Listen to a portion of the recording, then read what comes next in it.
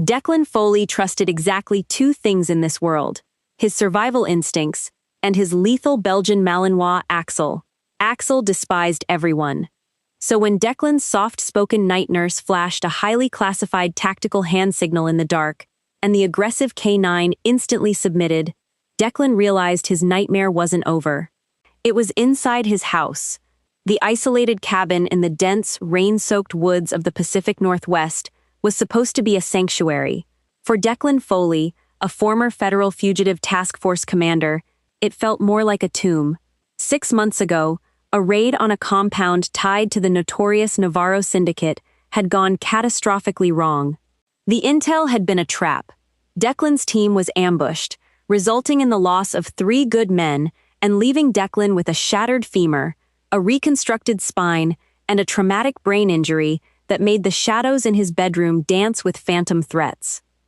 The only reason he had survived the bloodbath was Axel. Axel was a 70-pound Belgian Malinois, a dog bred for war and shaped by violence.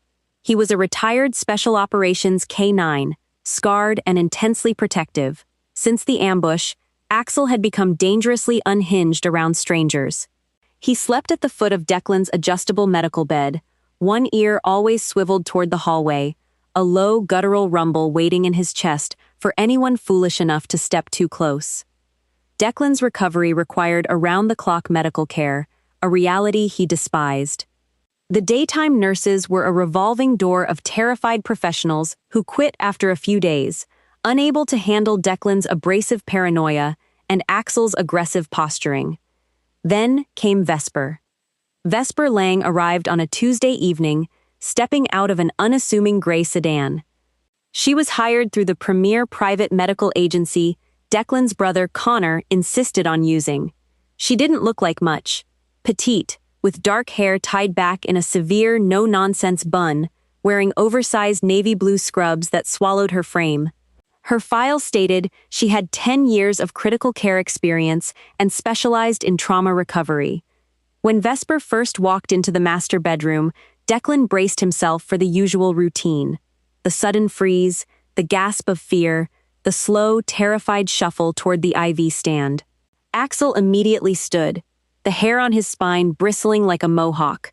The dog bared his teeth, emitting a snarl that usually sent grown men backing out of the room. But Vesper didn't flinch. She didn't even look at the dog. She kept her eyes locked on Declan, her expression entirely neutral. She moved with a strange, fluid grace, her footsteps completely silent on the hardwood floor.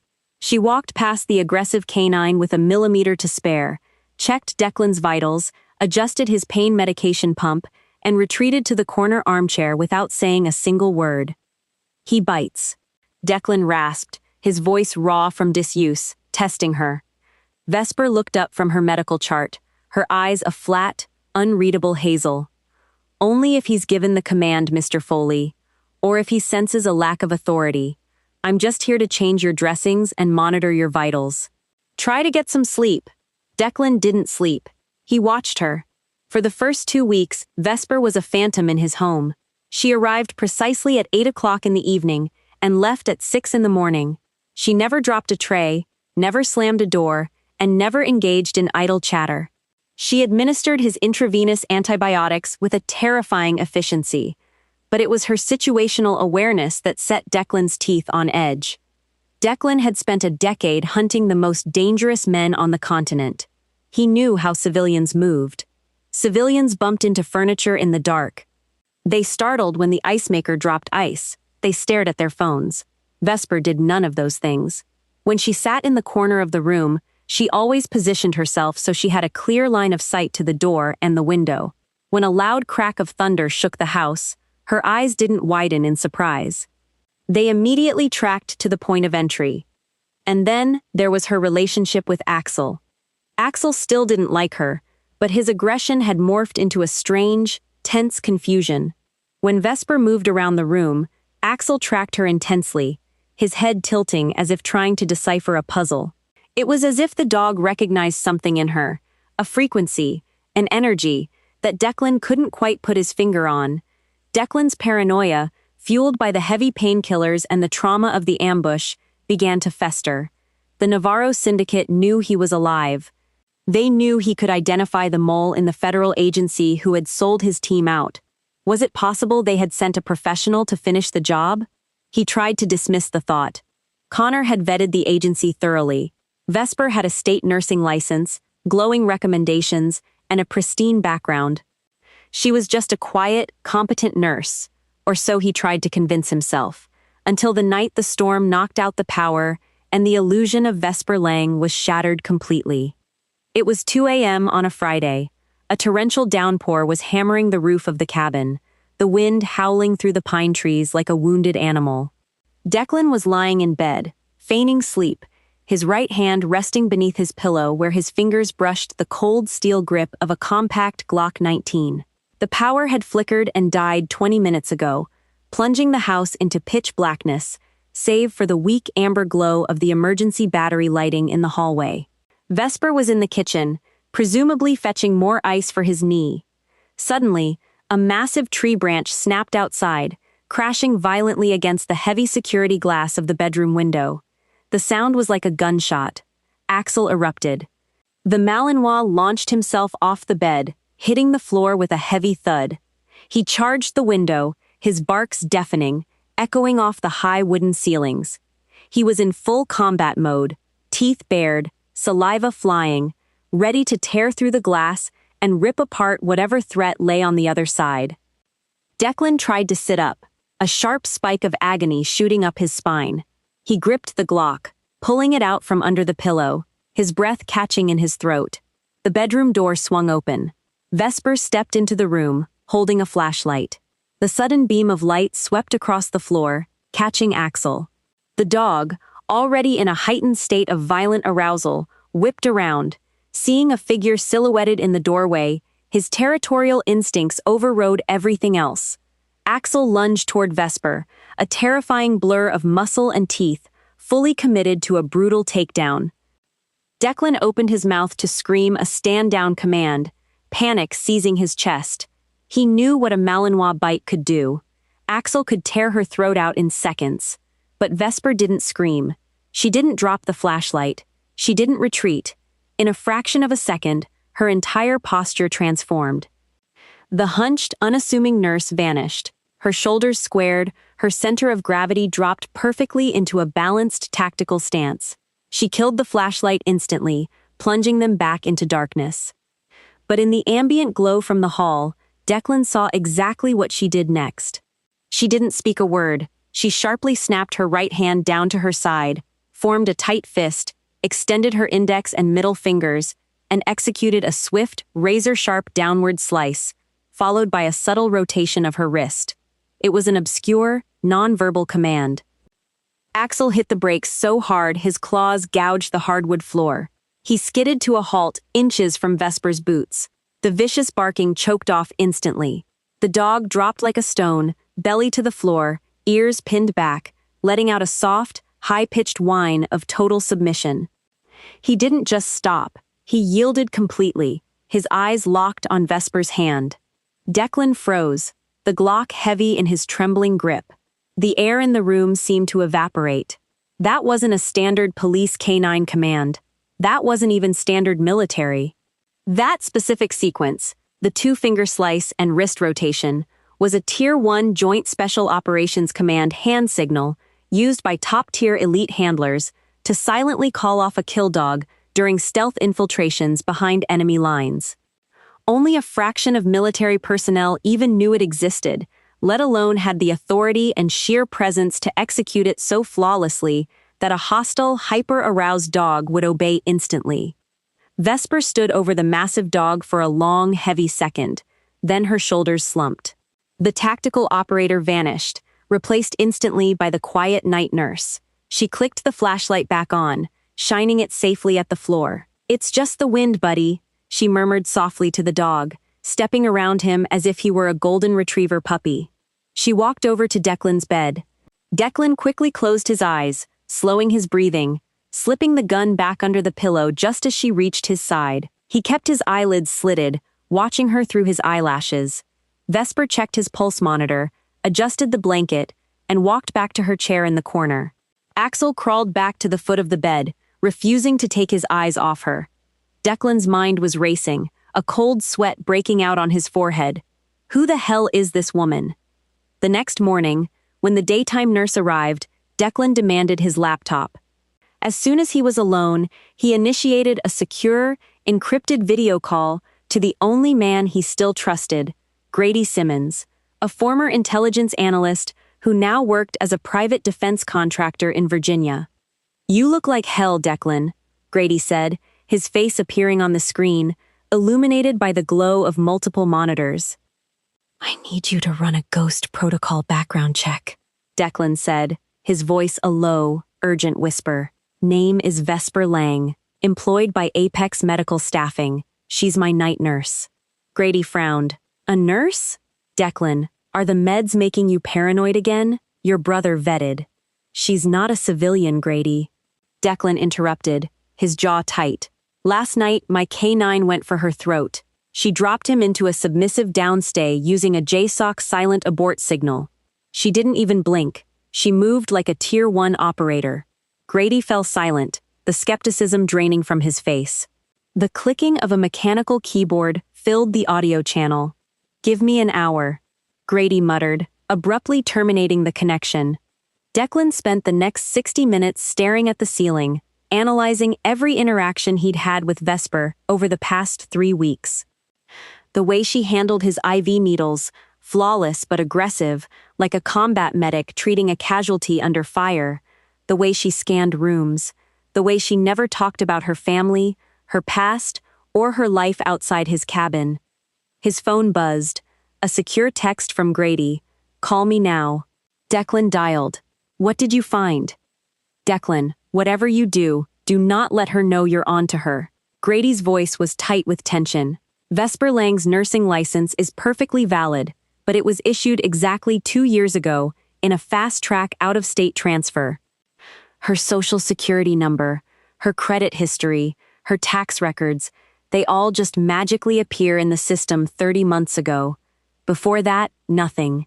She didn't exist." "A manufactured legend," Declan whispered. "A high-level one," Grady confirmed. "CIA, NSA, or something worse. I ran her facial biometrics through the military databases I can still backdoor into. I got a hit, Declan. It was heavily redacted, highly classified, and immediately kicked me out of the system." "What did you see before it kicked you out?" Grady hesitated.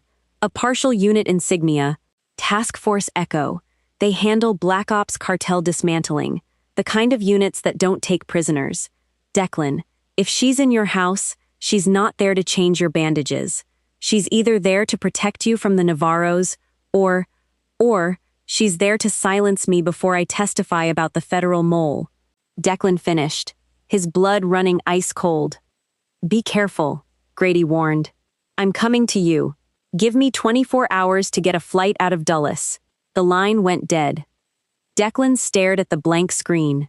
He had 24 hours to survive in an isolated house with a highly trained operative whose motives were a complete mystery. That evening, at exactly 8 p.m., the front door unlocked. Vesper walked in carrying her black medical bag, shedding her rain jacket. "Good evening, Mr. Foley," she said, her voice mild and polite. "Evening, Vesper," Declan replied, forcing a neutral tone. At 10 p.m., Vesper went down to the basement utility room to swap out the heavy oxygen tanks, a chore that usually took her exactly 4 minutes. Declan fought through the blinding pain in his legs, dragging himself out of bed. His bare feet hit the cold floor. Gritting his teeth, he leaned heavily on his walker and hobbled toward the armchair where Vesper had left her black medical duffel bag. His hands shook as he unzipped the main compartment. Gauze, saline, bandages, a stethoscope. He dug deeper, his fingers brushing against a hidden zippered pocket at the bottom of the bag. He pulled it back. Nestled inside a custom-fitted foam cutout was a Heckler & Koch USP compact, outfitted with a custom threaded barrel and a slimline suppressor. Next to it was a spare magazine loaded with hollow-point ammunition and a sirette of what looked like clear liquid, unlabeled, lethal, and completely out of place for a registered nurse. Suddenly, the floorboard creaked in the hallway. Declan looked up. Vesper was standing in the doorway, staring directly at him, her hands empty, her eyes completely devoid of the gentle nurse persona. "You shouldn't have looked in there, Declan," she said, her voice dropping an octave, carrying the cold, hard edge of a seasoned killer. Axel, standing between them, let out a low, confused whine. He looked at Declan, then back at Vesper, waiting for a command, and for the first time in his life, Declan had absolutely no idea who the dog would choose to obey. The silence in the room stretched until it felt like a physical weight pressing heavily against Declan's chest. The ambient amber light from the hallway cast long, distorted shadows across Vesper's face, making her look entirely foreign. The unassuming, quiet night nurse was completely gone. In her place stood a hardened, tactical operative, her posture perfectly balanced, her eyes tracking every micro-expression on Declan's face. Axel let out another low, vibrating whine. The massive Belgian Malinois took an uncertain step toward Declan, then a step toward Vesper, trapped between his bonded handler and a woman who spoke the silent, authoritative language of his past trauma. Declan's grip tightened on the aluminum frame of his walker, his right hand slipping agonizingly toward the waistband of his sweatpants, where the compact Glock 19 was tucked. "Talk. Who do you work for?" he rasped, his voice barely audible over the relentless drumming of the storm against the roof. Vesper didn't reach for the suppressed HK-USP in her medical bag. She didn't move at all. "Take your hand off the weapon, Commander Foley. If I wanted you dead, you wouldn't have woken up on Tuesday morning. I would have slipped an untraceable neurotoxin into your IV line, and the coroner would have ruled it a tragic secondary cardiac failure." The clinical, terrifying detachment in her voice sent a chill down his reconstructed spine. She was entirely correct. "That doesn't answer the question," Declan countered, his heart hammering violently against his ribs. "Grady ran your biometrics. He found a hit with Task Force Echo. You're a ghost." For the first time in 3 weeks, a flicker of genuine emotion, a flash of cold, sharp anger, crossed Vesper's face. "You spoke to Grady Simmons? He's my former intelligence analyst. He's the only man I trust." Vesper closed her eyes for a fraction of a second, letting out a sharp, frustrated breath. "You fool," she whispered. She stepped fully into the room, her movements crisp and deliberate. "Grady Simmons didn't just run my biometrics, Declan. He flagged my presence. And if you called him an hour ago, that means he knows the perimeter is compromised. We are completely out of time." Declan shook his head, a wave of dizzying pain washing over him. "What are you talking about? Grady is my brother in arms. He's flying out from Dulles to extract me." "Grady is not in Virginia, Declan," Vesper snapped, her voice cutting through the dark like a tactical blade. "He hasn't been in Virginia for 3 weeks. He's in Seattle, and he isn't your friend.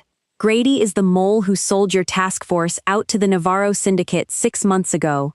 The words hit Declan like a physical blow. He stumbled backward, his bad leg buckling slightly, leaning heavily on the walker to stay upright. "You're lying. Grady and I served together. He bled for this country. He also accumulated over $2 million in offshore gambling debts." Vesper interrupted, rattling off the facts with brutal efficiency. "The Navarros bought his debt. In exchange, he gave them the blueprints to your raid, the exact coordinates of your team, and the radio frequencies you used. He thought you died in that ambush. When you miraculously survived, he panicked. He's been feeding your location and recovery status to the cartel ever since." "Then why are you here?" Declan demanded, his voice shaking with a dangerous mix of rage and desperate denial. "Because the Bureau couldn't trust anyone in your immediate federal circle," Vesper explained, finally reaching down and smoothly lifting the HK-USP from the medical duffel bag. She checked the chamber with a quick, practiced press check.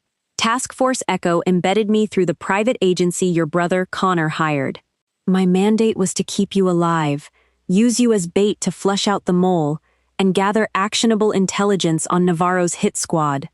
You ruined that by calling him." Declan stared at her, the pieces of the last 6 months violently shifting into a horrifying new puzzle. Grady's constant check-ins.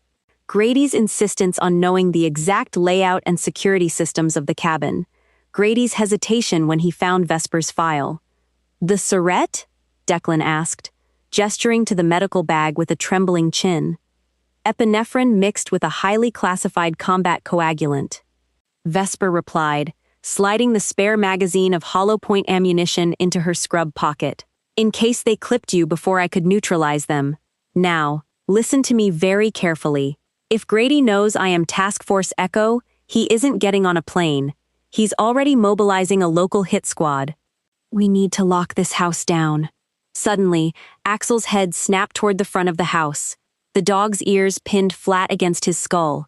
The low rumble in his chest wasn't a warning, it was a promise of extreme violence. A sharp electronic chirp echoed from Vesper's wrist. She glanced at her tactical watch, the screen glowing a faint blood red. "Perimeter motion sensors just tripped in the southern tree line," she announced, her voice dropping into a dead, emotionless calm. "3 heat signatures moving fast. They're here." Declan didn't hesitate. The absolute betrayal burned in his chest, but his survival instinct, honed over a decade of brutal combat, took the wheel. He drew the Glock 19, gripping it tight. "Axel," Declan commanded, his voice steadying. "Defend." Axel let out a vicious snarl, the hair on his back standing up like razor wire. The dog recognized the shift in the room's atmosphere. The confusion was gone. The pack was united. Vesper moved toward the hallway, her footsteps absolutely silent. She stopped by the thermostat, reaching behind the wooden panel, and pulled a hidden braided wire. Instantly, heavy reinforced steel shutters slammed down over the cabin's large bay windows, locking into place with a series of loud mechanical thuds. "You retrofitted the cabin?" Declan asked, utterly stunned. "While you were sleeping?" "Yes," Vesper said, keeping her eyes glued to the dark corridor leading to the front door. "Connor didn't rent this cabin by accident. It's a fortified safe house. I just activated the hard lockdown. But they will breach the doors. Can you walk?" "If I have to." Declan gritted out, the agony in his femur spiking as he shifted his weight. "Don't play hero. Get behind the reinforced oak dresser in the corner. Keep your angles tight. If anything comes through that doorway that isn't me or the dog, you empty the magazine." Vesper didn't wait for his confirmation. She looked down at Axel. The massive Malinois looked up at her, waiting. Vesper didn't speak. She executed another rapid hand signal, a flat palm pushed forward, followed by a sweeping motion toward the kitchen. Axel understood immediately. He didn't bark. He dropped into a low, predatory crouch and melted into the shadows, advancing toward the kitchen like a heat-seeking missile. Declan dragged himself behind the heavy oak dresser, his breathing ragged, gripping his pistol with both hands. The nightmare had finally arrived wearing the face of his best friend. The first explosive charge detonated at exactly 10:42 p.m. The blast ripped the reinforced steel of the front door completely off its hinges, sending a terrifying shockwave through the cabin. Dust and splintered wood rained down from the ceiling. The deafening roar of the explosion was immediately followed by the sharp, rhythmic coughing of suppressed submachine guns. "Move! Move! Move!" a harsh voice shouted from the living room. It was a voice Declan recognized instantly, a voice that had laughed at his jokes and stood beside him at the funerals of his fallen men. Grady Simmons. Declan's blood ran cold. The betrayal was absolute. From his vantage point in the bedroom, Declan had a narrow line of sight down the hallway. 2 heavily armed mercenaries, clad in dark tactical gear, pushed forward, sweeping their green laser sights across the walls. Before they could take a third step, a shadow detached itself from the kitchen ceiling beams. Vesper had climbed the stone fireplace. She dropped behind the second mercenary in complete silence. In one fluid, devastating motion, she wrapped her arm around his neck, driving a combat karambit blade precisely into the gap between his tactical helmet and his Kevlar vest. The man crumpled instantly, without making a single sound. The first mercenary spun around, his weapon raising, but he was a fraction of a second too late. From beneath the kitchen island, Axel launched himself like a 70-pound artillery shell. The Malinois hit the mercenary squarely in the chest, his jaws locking onto the man's forearm with bone-crushing force. The mercenary screamed, dropping his submachine gun, flailing wildly in the dark, as Axel dragged him violently to the floor, thrashing aggressively. Vesper didn't waste a heartbeat. She raised her suppressed HAK-USP and fired 2 quick, clinical shots. The mercenary went limp. "Axel, aus!" Vesper commanded sharply. The dog released his grip instantly, his muzzle covered in blood, eyes burning with adrenaline. He retreated to Vesper's side, pressing his flank against her leg. "Fall back! They have a dog!" Grady yelled from the living room, sheer panic lacing his voice. He hadn't expected heavy resistance. He hadn't expected Vesper. Footsteps rushed heavily toward the back door. They were trying to flank the bedroom. "Declan, back door!" Vesper shouted from the kitchen, tossing a flashbang grenade into the living room to pin Grady down. Declan swung his Glock toward the reinforced window facing the back porch. A shadowy figure was trying to attach a breaching charge to the glass. Ignoring the searing pain in his leg, Declan braced his arms on the oak dresser, took a deep breath, and squeezed the trigger. The Glock barked 3 times. The 9mm hollow points shattered the weakened glass and struck the mercenary squarely in the chest. The man tumbled backward off the porch, disappearing into the torrential rain. A blinding flash of white light and a deafening boom erupted from the living room as Vesper's stun grenade detonated. Declan pushed himself up on his good leg, the pure adrenaline masking the agony in his spine. He limped out of the bedroom, entering the hallway. The smoke from the explosive charge hung thick in the air, smelling heavily of sulfur and burnt wood. In the center of the devastated living room, Grady Simmons was on his knees. He was clutching his right shoulder, dark blood seeping heavily through his fingers. His weapon lay 5 feet away. Vesper stood directly over him, her gun pointed precisely at the center of his forehead. Axel paced around Grady in a tight, aggressive circle, letting out a terrifying, guttural snarl, waiting for the signal to tear the man apart. Declan limped forward, his breath hitching as he looked down at his former friend. Grady looked up, coughing on the smoke, his eyes wide with desperate fear. "Declan. Declan, you have to listen to me. They were going to kill my family. The Navarros, they had my wife. You sold out my team, Grady," Declan said, his voice completely hollow, devoid of any emotion. "You let 3 good men die. You put me in a wheelchair. And then you came here to finish the job." "I had no choice," Grady sobbed, reaching a bloody hand out toward Declan. "Please." Axel lunged, snapping his massive jaws inches from Grady's outstretched hand, forcing the traitor to recoil in absolute terror.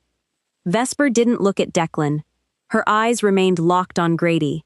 "Task Force Echo has his family in protective custody, Declan. They've been completely safe for 3 weeks. He didn't do this for them. He did it for the money." The last shred of Declan's heart hardened into solid ice. He lowered his weapon. He didn't want the blood on his hands. He didn't want anything to do with this man ever again. "He's yours," Declan whispered quietly to Vesper, turning his back on his former friend. Vesper didn't hesitate. She stepped forward, delivering a brutal, calculated strike with the butt of her pistol to the side of Grady's head. Grady's eyes rolled back, and he collapsed unconsciously onto the hardwood floor. "Zip tie him," Vesper ordered into her wrist comms, speaking to the tactical cleanup crew waiting a mile down the road. "Target secured. Send the medical evac for Commander Foley." She turned to Declan, the cold operator slipping away slightly, revealing a small, weary fraction of the nurse who had spent 3 weeks quietly watching over him. She reached down, offering her hand. Declan looked at her, then down at Axel. The aggressive, broken dog was sitting calmly by her side, looking at Declan with clear. The nightmare was finally over. Declan took her hand, pulling himself up, ready to step out of the shadows. Did this intense story of survival, brutal betrayal, and tactical brilliance keep you on the absolute edge of your seat? The bond between a warrior and a loyal canine is unbreakable, especially when the enemy is hiding in plain sight. If you loved the thrilling twists and heart-pounding action of Declan and Axel's fight for survival, Hit that like button, share this video with someone who loves it, and subscribe to Beyond the Silence Tales for more gripping, real-life tactical stories. Hi, I'm Gwyneth Wynne, the owner and manager of Beyond the Silence Tales. He thought she was just a night nurse, until his dog obeyed her secret hand signal. I'd really like to know what you think. How did this story make you feel? What stood out to me was the reminder that we don't always know someone's full story just by looking at them. Respect, patience, and keeping an open mind can reveal strengths we never expected to see. Which moment caught your attention the most? Have you ever been surprised by someone's hidden experience or abilities? I'd really enjoy reading your thoughts in the comments. And if this story meant something to you, feel free to like the video and subscribe for more stories that spark meaningful conversations from Beyond the Silence Tales.